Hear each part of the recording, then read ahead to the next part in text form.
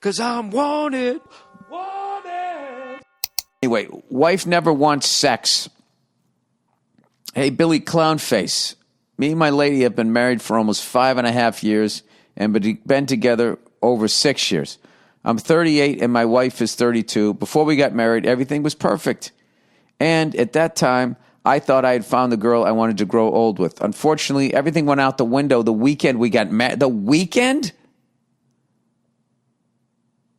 We didn't have sex before we got married, so I expected her to be ready to go or show some excitement about us having sex for the first time on our wedding night. We got to the hotel, and she just acted like we walked into a grocery store or something. She thought it was weird I was trying to initiate anything sexual with her. Oh, my God. We eventually did have sex, but it seemed like more of a, I guess we can have sex now vibe. The weird thing is, she actually bragged about her sex life with her ex that night, too. What? What did she say? You know, this last guy, I used to really fuck him all the time. Oh, man, we had a great time. So then she got with you. So she wasn't a virgin. So she was banging before. She stopped banging when she met you. And now you're on your wedding night, and she's acting like she's at the grocery store. Okay. Since then, it's been constant rejection. I could probably count on one hand, no more than two, the number of times she has initiated sex in our marriage, and she actually barely initiates any kind of physical affection. So I wonder if she actually did have a great sex life with this other person. There was no honeymoon phase or anything. Sex maybe 3 times a month as newlyweds. Anytime I brought up the lack of anything in our marriage, it always turned into a fight where I was told, "You make me feel like a failure as a wife. We are married now. We are past all that. That stuff is for teenagers, and I didn't get married to have sex." Okay, something's going on with her. Did something happen to her when she was younger? Is she gay? You know, that could be a thing. Maybe she's trying to make her parents happy and is living, you know, a life she shouldn't be living. Does she not? Do you have halitosis and she doesn't know how to tell you? The sad thing is, over time, she has let a few things about her past relationship that lasted 6 years or so come out, and she made it seem like she had a long sex life with this other guy. She had the honeymoon phase with him and pretty much got all the sex she wanted before we got married, and now just wants a roommate that will pay the bills. She will let me have sex with her once a week, but definitely nothing more.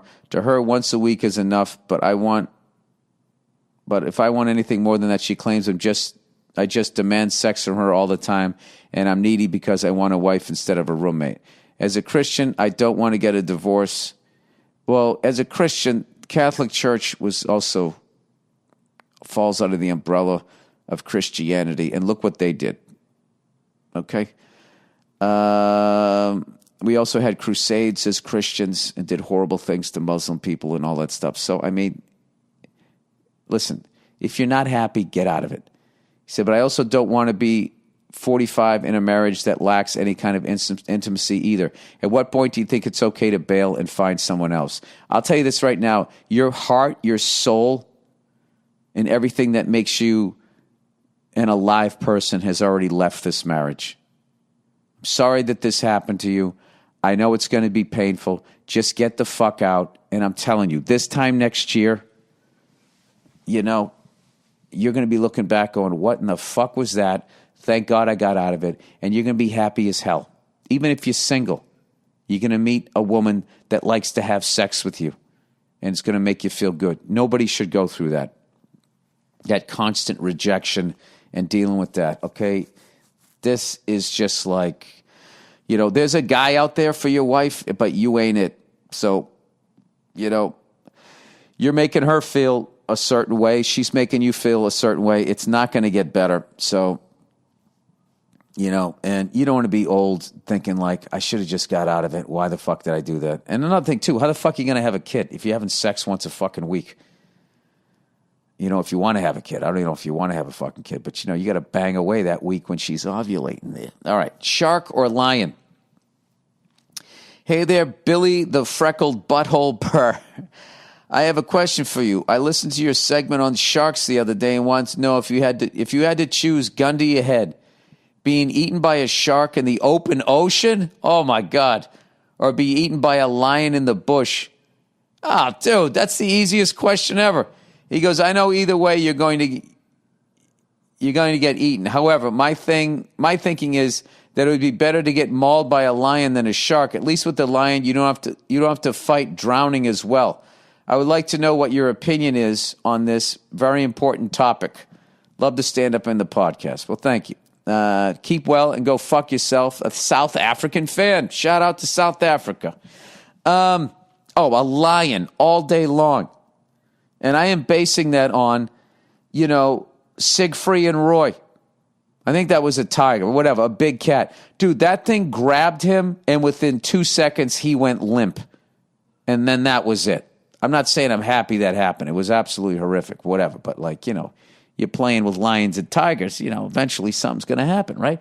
So he just went fucking limp, choked out immediately. What I love about cats, big fucking cats, is it's over. They grab you, you're like, and then they just clamp down and they choke you out. You ask any MMA person, they would rather get fucking choked out than knocked out. They don't want to do, it's just, you go to sleep. Then you woke up, I lost. Oh, okay. I don't have any cognitive damage. You just go to sleep and you would wake up wherever the fuck you go, or you're just dead. If that's what happens, like a squirrel, you're just dead. A shark is going to bite you first. You can't fucking see it. It's going to take a bite out of you to see what you taste like, to see if there's any sort of threat there. Oh, my God. Then it's going to pull you under the water as you're fighting to breathe and stay above the water. Not even close. And the fucking loneliness of being out in the middle of the fucking ocean. Oh, my God. You can take that shark thing any fucking day, I would almost, if you said, would you rather get killed by a lion or just bitten by a shark? But you're going to live. I know survival, I would have to choose the shark, but just going, okay, it's going to happen, and they drop you in the water, just waiting. Fuck that. That's why I can't stand bears. As much as I love a bear, the fact that they just don't grab their prey by the neck and put them out of their misery. They just fucking hold them down like a big dummy, and just start biting fucking, it's terrible. I don't want to get mauled. I want to get choked out. That was an easy one. Absolutely fucking easy. All right. Do I deserve to marry a rich doctor? Well, don't marry the person because he or she is a rich doctor. Marry him because they treat you right. Then the benefits, you married a smarty that's bringing home the money there. All right. Hello, Mr. Bill, best comedian in the world. Burr, look at that. I get a compliment. I'm a 25-year-old guy from Morocco. Oh, my God, Casablanca. Who's lost and don't know what to do and need your take on this. I met this young lady 6 months ago, and we're in love. She's an amazing, nice, and motivated young lady. She's on her 4th year in medical school. Dude, you hit the fucking lottery. She's amazingly nice. She's motivated. She's super smart. Well, I work in an office job that doesn't pay really well and has no future. And she's fucking cool. She likes you for who you are then.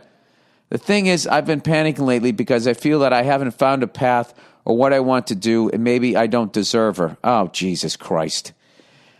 She's from a rich family full of doctors also, and she's seen and experienced a lot of things while I never did shit and struggled to have a good dinner out during the weekend. We're planning to spend our lives together, and she loves me for who I am. Yes, she does. Dude, don't fuck this up.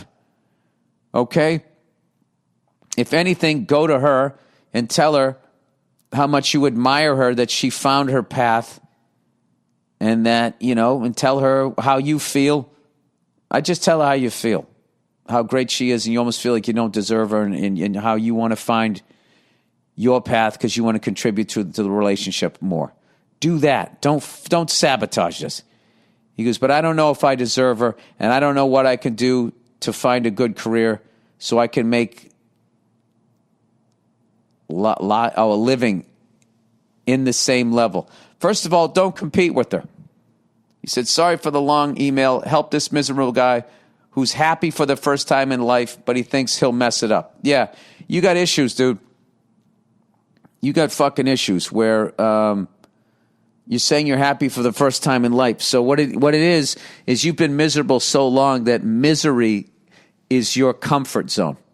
Even though you don't want to be miserable, you're comfortable. And you know how I know that? Because I used to be like that. You know, I grew up in a very volatile, crazy fucking situation and world and all of that type of stuff. And I was like, I'm not fucking doing that. I'm going to be around nice, peaceful, calm people. And what you do is you gravitate towards what feels familiar subconsciously without even knowing it. And you're surrounded yourself by a bunch of lunatics and you fit right in because you're a lunatic. So here's the thing, dude. You found happiness. All right? Just allow yourself to be uncomfortable with that and gradually get comfortable with it. And what you need to do is communicate with her. Okay? You obviously are head over heels with this woman. You absolutely love her. You should marry her and use her as an example of the kind of person that you want to be. Happy, motivated, and don't put pressure on yourself to make as much money as she's going to be making. It's like the only person she's not doing that to you. So why do that to yourself? All right? And as far as like finding out what you're supposed to do in life, just follow your heart. I know that's fucking cliche, but like think about what you like, what you're interested in, try a bunch of different things. And if there's something that, you know, you find something that you would just do anyway, if you can turn that into a job, you never feel like you're working. So don't fuck this up, dude. That's really going to make me sad if you do that, all right? You deserve this person.